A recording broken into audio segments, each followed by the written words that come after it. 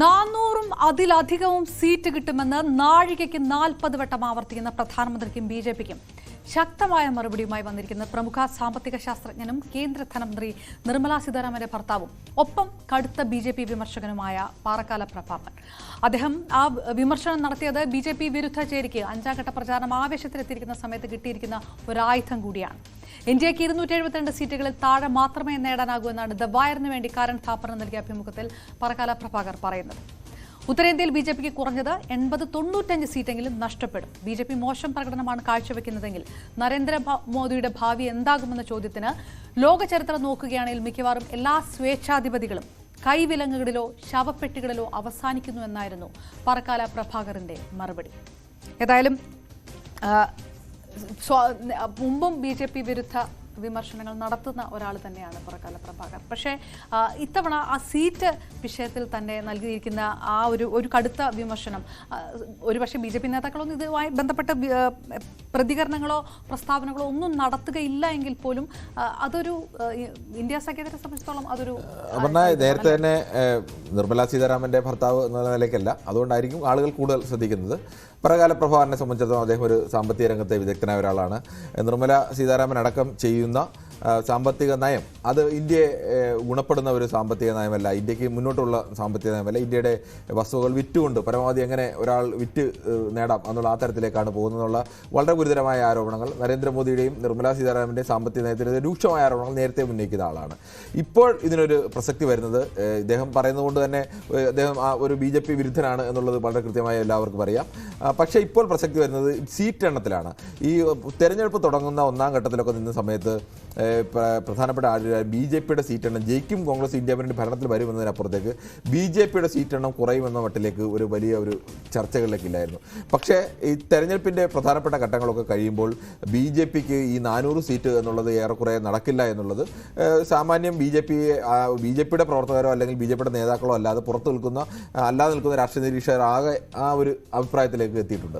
അതോടൊപ്പം തന്നെയാണ് ഇപ്പോൾ രാഹുൽ ഗാന്ധി ഇന്നിപ്പോൾ എങ്ങനെ പറയും, ഇതുവരെ രാഹുൽ ഗാന്ധി അധികാരം നേടുമെന്നതിനപ്പുറത്തേക്ക് ഇത്ര സീറ്റിലേക്ക് പോകും എന്നൊന്നും പറഞ്ഞിട്ടില്ല. 180-200 സീറ്റിലേക്ക് എന്ന് പറയുന്നു. പാറക്കാല പ്രഭാകരനെ പോലെ രാഷ്ട്രീയം ശ്രദ്ധിക്കുന്ന, ഇന്ത്യയുടെ സമ്പദ് വ്യവസ്ഥ ശ്രദ്ധിക്കുന്ന ഒരാൾ വളരെ കൃത്യമായി അദ്ദേഹം പറയുന്നു, അദ്ദേഹത്തിൻ്റെ അഭിപ്രായം എന്ന നിലയ്ക്ക് പറയുന്നു, ഒരു കാരണവശാലും ബിജെപിക്ക് NDAക്ക് 272 എന്നുള്ള മാന്ത്രിക സംഖ്യ മറികടക്കാൻ ആവില്ല എന്ന് പറയുന്നു. സ്വാഭാവികമായും ഇത് ഇന്ത്യ സഖ്യത്തെ സംബന്ധിച്ചിടത്തോളം പ്രതീക്ഷ നൽകുന്ന. അത് കൂടുതൽ എടുത്തു പറയേണ്ടത് ദക്ഷിണേന്ത്യയുമായി ബന്ധപ്പെട്ട് പാറക്കാല പ്രഭാകർ നടത്തിയിരിക്കുന്ന വിമർശനങ്ങൾ ദക്ഷിണേന്ത്യ ബിജെപിക്ക് ബാലികേറാ മലയായിരിക്കും ഇത്തവണ എന്ന് പറയുന്നു. തെലങ്കാനയിൽ അടക്കം വലിയ മുന്നേറ്റം നടക്കാൻ കഴിയുകയില്ല. അത് തെലങ്കാനയിലെ വിഷയമാണ്. 4 സീറ്റ് ആണ് തെലങ്കാനയിലേക്ക് പ്രവചിച്ചിരിക്കുന്നത്. ആന്ധ്രാപ്രദേശിൽ 1 സീറ്റാണ് സാധ്യത പറഞ്ഞിരിക്കുന്നത്. തമിഴ്നാട്ടിലോ കേരളത്തിലോ നിലം തൊടില്ല എന്നതടക്കം പറഞ്ഞിരിക്കുന്നു. കർണാടകത്തിൽ വലിയ നഷ്ടമുണ്ടാകും. അതായത് ദക്ഷിണേന്ത്യയിൽ പ്രത്യേകിച്ച് ഒരു സ്വാധീനം ബിജെപിയെ സംബന്ധിച്ചിടത്തോളം ഇപ്പോൾ ഏറ്റവും കൂടുതൽ ഉറ്റുനോക്കുന്നത് ഏത് തരത്തിൽ ദക്ഷിണേന്ത്യയിൽ കൂടുതൽ സീറ്റുകൾ വർദ്ധിപ്പിക്കാൻ കഴിയുമെന്ന് പറയുമ്പോൾ ഇദ്ദേഹത്തിൻ്റെ ഒരു നിർവചനം രാമക്ഷേത്രം ഗുണം ചെയ്യില്ല എന്നാണ്. അത് ദക്ഷിണേന്ത്യയെ കൂടി ഉദ്ദേശിച്ച് പറയുന്നതായിരിക്കും. ദക്ഷിണേന്ത്യയിൽ രാമക്ഷേത്രം എത്രത്തോളം ഗുണം ചെയ്യുമെന്നുള്ള ചോദ്യമൊക്കെ സ്വാഭാവികമായിട്ടുണ്ട്. അത്തരം ഉത്തരേന്ത്യയിലൊക്കെ പോലെ രാമക്ഷേത്രം അല്ലെങ്കിൽ ഇപ്പോൾ രാമക്ഷേത്രത്തിൽ നാളെ കോൺഗ്രസ് വന്നാൽ ബുൾഡോസർ വരും എന്നൊക്കെ പറഞ്ഞാൽ കേരളത്തിലോ അല്ലെങ്കിൽ തമിഴ്നാട്ടിലോ അല്ലെങ്കിൽ ആന്ധ്രയിലോ കർണാടകയിലോ ഒക്കെ എത്രത്തോളം ബിജെപി ഗുണം ചെയ്യുന്നുള്ള ചോദ്യമുണ്ട്. പക്ഷേ ആ ഘട്ടത്തിലൊന്നും അവർ അത്തരം പ്രചരണം നടത്തിയില്ല.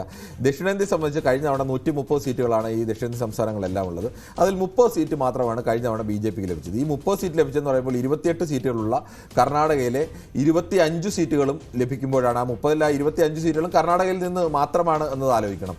കേരളത്തിൽ നിന്നോ തമിഴ്നാട്ടിൽ നിന്നോ ആന്ധ്രാപ്രദേശിൽ നിന്നോ ഒരു സീറ്റ് പോലും ബിജെപിക്ക് ലഭിച്ചില്ല. 4 സീറ്റുകൾ ലഭിക്കുന്നത് തെലങ്കാനയിൽ നിന്നാണ്. ഇത്തവണയും ബിജെപിക്ക് ഉണ്ടാകുന്ന യുപിയിൽ നഷ്ടമുണ്ടായാൽ രാജസ്ഥാനിൽ നഷ്ടമുണ്ടായി. രാജസ്ഥാനിലൊക്കെ നമ്മൾ ആലോചിക്കണം 25 നേടിയതാണ്. അതുകൊണ്ട് അവിടെ ഒരു 5-10 പോയി ചെറിയ ഒരു സീറ്റ് പോയാൽ പോലും അവിടെ നഷ്ടമാണ് ഉണ്ടാകുന്നത്. മധ്യപ്രദേശിൻ്റെ അവസ്ഥയും അത് തന്നെയാണ്. ഹരിയാനയുടെ ഒക്കെ അവസ്ഥ അങ്ങനെ തന്നെയാണ്. സാച്ചുറേഷൻ പോയിന്റ് കടന്നു നിൽക്കുകയാണ് ബിജെപി. അവിടെ ഉണ്ടാകുന്ന നഷ്ടത്തെ ദക്ഷിണേന്ത്യ കൊണ്ട് നികത്തുക. അതിനുവേണ്ടിയാണ് ഈ 6 മാസം മുമ്പ് നരേന്ദ്രമോദിയും അമിത്ഷായും തുടർച്ചയായിട്ട് ദക്ഷിണേന്ത്യൻ സംസ്ഥാനങ്ങളിലേക്ക് വരികയും ദക്ഷിണേന്ത്യ കേന്ദ്രീകരിച്ച് കേരളത്തിൽ തന്നെ ആളുകൾക്ക് അത്ഭുതമായിരുന്നു. ഇപ്പോൾ ഒരു പ്രധാനമന്ത്രി തന്നെ വന്ന് കേരളത്തിൽ ഒരു സ്ഥാനാർത്ഥിയുടെ പ്രചരണത്തിന് വേണ്ടി വരുന്നു, അദ്ദേഹത്തിന്റെ മകളുടെ കല്യാണത്തിന് വരുന്നു. അങ്ങനെ പലതരത്തിൽ ആവർത്തിച്ച് വന്നുകൊണ്ട് ദക്ഷിണേന്ത്യയിൽ പരമാവധി സീറ്റുകൾ നേടുക എന്നുള്ളതാണ്. നമുക്ക് തന്നെ ഇപ്പോൾ ദക്ഷിണേന്ത്യയിൽ തെരഞ്ഞെടുപ്പ് കഴിഞ്ഞു. ഒരു കാര്യം കൂടി ഞാൻ എടുത്തു ചോദിക്കുന്നത്, ഇത് മുൻപ് തന്നെ ഈ തെരഞ്ഞെടുപ്പിന് മുൻപുള്ള അഭിമുഖങ്ങളിൽ എടുത്തു പറഞ്ഞിരുന്നത് പ്രകാല പ്രഭാകർ പറഞ്ഞത് ഇലക്ട്രൽ ബോണ്ട് കുംഭകോണം വലിയ രീതിയിൽ BJPക്ക് തിരിച്ചടിയാകും എന്നുള്ളൊരു വിഷയമുണ്ട്. അത് ഒരുപക്ഷെ ഈ വലിയ പ്രചാരണത്തിലേക്ക് കടന്നപ്പോൾ ഇന്ത്യ സഖ്യമോ കോൺഗ്രസോ നേതാക്കളോ ഒന്നും വലുതായിട്ട് പരാമർശിക്കാണ്ട് പോയൊരു വിഷയമാണ്. തെരഞ്ഞെടുപ്പിന് മുൻപ് വരെ കത്തി നിന്ന ഒരു വിഷയം, അത് ഇത്തവണയും പരാമർശിച്ചു. ഈ ഇലക്ട്രൽ ബോണ്ടിന്റെ വിഷയത്തിൽ അദ്ദേഹം പുറത്തുനിന്ന് നോക്കുമ്പോൾ സ്വാഭാവികമായും അത് കത്തേണ്ട വിഷയം തന്നെയാണ്. ഇന്ത്യക്കാർ ഗൗരവമായി ചിന്തിക്കേണ്ടതാണ്. BJPയെ പോലെ അഴിമതിയില്ല എന്ന് പറയുന്ന ഒരു പാർട്ടിയുടെ ഭാഗത്തു നിന്ന് പ്രധാനപ്പെട്ട ആളുകളിൽ നിന്നെല്ലാം പണം വാങ്ങുന്നു എന്നുള്ളത് മാത്രമല്ല വിഷയം. പണം വാങ്ങിയ ശേഷം ഇവർക്കെതിരെയുള്ള കേസുകൾ ഇല്ലാതെയാവുന്നു, ഇവർക്ക് അല്ലെങ്കിൽ വലിയ കരാറുകൾ ലഭിക്കുന്ന അവസ്ഥ ഉണ്ടാവുന്നു. അത്തരം വിഷയങ്ങൾ ചർച്ചയായെങ്കിൽ അത് കോൺഗ്രസ് കൂടി പണം വാങ്ങിയിട്ടുണ്ട് എന്നതുകൊണ്ട് സ്വാഭാവികമായും കോൺഗ്രസിന് ഒരു പരിധിക്കപ്പുറം ഇത് ഉന്നയിക്കാൻ കഴിയാതെ പോയിട്ടുണ്ട്. ഞങ്ങൾ പണം വാങ്ങി കോൺഗ്രസിന് പണം നൽകുമ്പോൾ അത് ഏതെങ്കിലും തരത്തിൽ കോൺഗ്രസ്സുകാർക്ക് എന്തെങ്കിലും ഒരു സഹായം ചെയ്തു കൊടുക്കാൻ കഴിയില്ല. തെരഞ്ഞെടുപ്പിന് സ്വാഭാവികമായും വാങ്ങുന്ന പണമായി കണക്കാക്കാൻ കഴിയും. പക്ഷേ അത് അവർ കൂടി പണം വാങ്ങി എന്നുള്ളത് കൊണ്ട് അവർക്ക് ആ പണം അതിനെതിരെ ഞങ്ങൾ പണം വാങ്ങിയത് അഴിമതി കാണിക്കാനാണ്, ഞങ്ങൾ വാങ്ങിയത് അധികാരമില്ലാത്തതുകൊണ്ട് ഞങ്ങൾക്ക് അഴിമതി കാണിക്കാൻ നിർവാഹമില്ല, പക്ഷേ അധികാരമില്ലെങ്കിൽ നിങ്ങൾ പണം വാങ്ങിയില്ലേ എന്നുള്ള ചോദ്യം വരുന്നുണ്ട്. അതുകൊണ്ട് തന്നെ അത് വലിയൊരു ചർച്ചയിലേക്ക് ഒന്നും കൊണ്ടുവരാൻ കഴിഞ്ഞില്ല. അല്ലെങ്കിൽ തന്നെ ഉത്തരേന്ത്യയെ സംബന്ധിച്ച് ഇങ്ങനെ പണം വാങ്ങുന്നതൊന്നും ചർച്ച കൊണ്ടുവന്ന് ഏതെങ്കിലും തരത്തിൽ വോട്ട് ബാങ്കിനെ നിയന്ത്രിക്കാൻ കഴിയുന്ന ഒന്നുകൂടിയല്ല. ഇവിടെ എനിക്ക് തോന്നുന്നു അദ്ദേഹം പ്രധാനമായും നോക്കുന്നത് കേരളത്തിലെ തെരഞ്ഞെടുപ്പ് കഴിഞ്ഞു, തമിഴ്നാട്ടിലെ കഴിഞ്ഞു, ആന്ധ്രാപ്രദേശിലെ കഴിഞ്ഞു, തെലങ്കാനയിലെ കഴിഞ്ഞു, കർണാടകയിലെ കഴിഞ്ഞു. ഈ ദക്ഷിണേന്ത്യൻ സംസ്ഥാനങ്ങളെല്ലാം തെരഞ്ഞെടുപ്പ് കഴിഞ്ഞപ്പോൾ ദക്ഷിണേന്ത്യൻ സംസ്ഥാനങ്ങളിൽ ഇവർ ഏറ്റവും കൂടുതൽ പ്രതീക്ഷ വെച്ചൊരു സംസ്ഥാനം എന്ന് പറയുന്നത് കഴിഞ്ഞ തവണ ഏറ്റവും കൂടുതൽ സീറ്റ് കിട്ടിയ കർണാടകയാണ്. കർണാടകയിൽ കോൺഗ്രസ് ഭരണം വരുന്നു. അവിടെ കോൺഗ്രസിൻ്റെ ശക്തമായ രീതിയിലേക്കുള്ള ഒരു ഭരണം, സിദ്ധരാമയ്യയും DK ശിവകുമാർ പോലും രണ്ട് പ്രധാനപ്പെട്ട നേതാക്കൾ വരുന്നു. കോൺഗ്രസ് മുന്നോട്ട് വെച്ച വാഗ്ദാനങ്ങളെല്ലാം തന്നെ ആദ്യ 2-3 മാസത്തിനുള്ളിൽ തന്നെ പാലിക്കപ്പെടുന്നു. ഏതെങ്കിലും തരത്തിൽ സാധാരണ കോൺഗ്രസ് സർക്കാരുകൾ ഉണ്ടായ ശേഷം ഉണ്ടാകുന്ന തമ്മിൽ തർക്കങ്ങളോ അല്ലെങ്കിൽ അത്തരം പ്രശ്നങ്ങളോ ഒന്നും കർണാടകയിൽ ഉണ്ടാവുന്നില്ല. കർണാടക ശക്തമായി പോകുന്നു. സ്വാഭാവികമായും കർണാടകയിൽ BJPക്ക് തിരിച്ചടി ഉണ്ടാവും എന്നുള്ള ഒരു യാഥാർത്ഥ്യമാണ്. കഴിഞ്ഞ തവണ നേടി 25 സീറ്റ് എന്തായാലും കർണാടകയിൽ BJPക്ക് നേടാൻ കഴിയില്ല. അത് തിരിച്ചടി പരമാവധി കുറയ്ക്കാൻ ഉള്ള ശ്രമമാണ് കർണാടകയിൽ BJP നടത്തിക്കൊണ്ടിരിക്കുന്നത്. ഇതേപോലെ ഈ സീറ്റിന്റെ അതൊരു കോൺഫിഡൻസ് ആണെന്ന് പറയില്ല. അദ്ദേഹം പറഞ്ഞ 180-200 സീറ്റുകൾ അത് തന്നെയാണ് രാഹുൽ ഗാന്ധി അല്പം മുൻപ് ന്യൂസ് സീറ്റുകൾ നൽകിയ അഭിമുഖത്തിൽ പറഞ്ഞിരിക്കുന്നത് അല്ലേ. ആ 400 എന്നുള്ളതിൽ നിന്ന് കൃത്യമായി ഒരു 200 സീറ്റ് BJPക്ക് കിട്ടുക. അതിന്റെ ഒരു കണക്കിന്റെ ഒരു രീതി തന്നെ എനിക്ക് തോന്നുന്നു പറഞ്ഞാൽ ഇതായിരിക്കും. അദ്ദേഹം ദക്ഷിണേന്ത്യയിലെ പൂർത്തിയായി കഴിഞ്ഞു. ഈ 130-ൽ കഴിഞ്ഞ തവണ ഉണ്ടായിരുന്ന 30-ൽ നിന്ന് 40-50 ഒക്കെ ആയി വർദ്ധിപ്പിക്കാൻ കഴിഞ്ഞെങ്കിൽ മാത്രമേ ഈ ഉത്തരേന്ത്യയിൽ ഏതെങ്കിലും തരത്തിൽ സീറ്റ് കുറഞ്ഞാൽ അല്ലെങ്കിൽ ഉത്തരേന്ത്യയിൽ സീറ്റ് നിലനിർത്തിയാൽ തന്നെ കഴിഞ്ഞ തവണ ഉണ്ടായിരുന്ന സീറ്റ് എല്ലാം നിലനിർത്തിയെന്ന് തന്നെ കണക്കൂട്ട്. അങ്ങനെയാണെങ്കിൽ തന്നെ ദക്ഷിണേന്ത്യയിൽ ഈ 30 സീറ്റ് മാത്രമാണ് ലഭിക്കുന്നതെങ്കിൽ ഈ പറയുന്ന 370 എന്ന് പറഞ്ഞ BJPയുടെ സംഖ്യയിലേക്ക് ഒരു കാരണവശാലും എത്തില്ല. കണക്ക് മാറില്ലല്ലോ. കണക്കിന് കഴിഞ്ഞ തവണ കിട്ടിയ കണക്കിൽ നിന്ന് ഇവിടെ എവിടെയെങ്കിലും ഒരു സ്ഥലത്ത് വല്ലാതെ സീറ്റ് കൂടിയെങ്കിൽ മാത്രമേ സീറ്റ് അങ്ങനെ കൂടാൻ ഉള്ള ഒരു സ്ഥലം എന്ന് പറയുന്നത് ദക്ഷിണേന്ത്യയാണ്.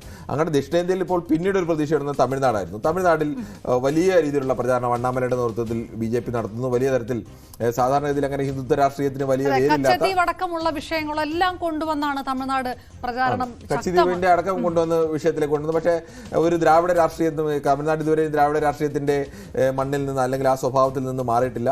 ഇനി എത്രത്തോളം മാറും എന്നൊക്കെ ഇനി മാറുന്നുണ്ടെങ്കിൽ അത് ഈ തെരഞ്ഞെടുപ്പിൽ വേണം നമുക്ക് കണ്ടറിയാം. തമിഴ്നാട്ടിൽ നിന്ന് കർണാടകത്തിലാണ് കുറച്ചെങ്കിലും ഒരു 12-15 ഇടയിൽ സീറ്റ് കിട്ടിയേക്കും. പക്ഷെ അത് BJPയെ സംബന്ധിച്ചോളം അത് കിട്ടുകയാണെങ്കിൽ അത് വലിയ നഷ്ടമാണ്. BJPയെ സംബന്ധിച്ചോളം കയ്യിലിരിക്കുന്നതും പോകുന്നതിന് തുല്യമാണ്. കർണാടകത്തിലാണെങ്കിൽ പോലും മറ്റ് സംസ്ഥാനങ്ങളിലെല്ലാം തുലോം സാധ്യത കുറവാണ് പ്രവചിച്ചിരിക്കുന്നത് പരക്കാല. ഏതായാലും നമുക്ക് പ്രകാല പ്രഭാർ ഒരു BJP വിരുദ്ധൻ കൂടി ആയതുകൊണ്ട് നമുക്ക് അതിൽ കൂടുതൽ BJP നേതാക്കൾ ഇതുമായി ബന്ധപ്പെട്ട് കൂടുതൽ പ്രതികരണങ്ങളിലേക്ക് വരില്ല എന്നുള്ള ഉറപ്പാണ്. ഏതായാലും